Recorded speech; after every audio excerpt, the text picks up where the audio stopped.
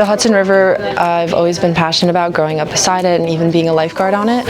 I found that there are over 2,000 dams scattered throughout the Hudson River watershed. I focused on the American eel, which is a catagenous species, meaning that it travels from an area off the Atlantic coast and into the Hudson River to continue its life cycle. However, they have experienced a massive decline across their historical range due to dam presence and other anthropogenic impacts.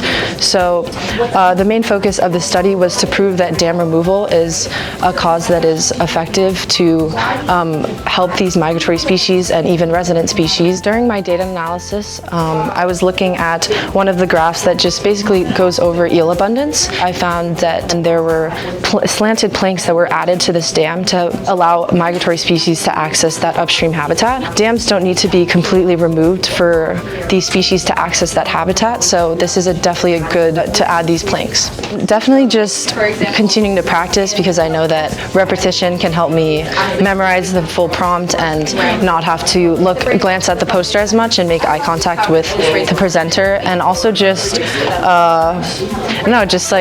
looking or just remembering how I processed this data and did everything just to be prepared for the questions that they ask.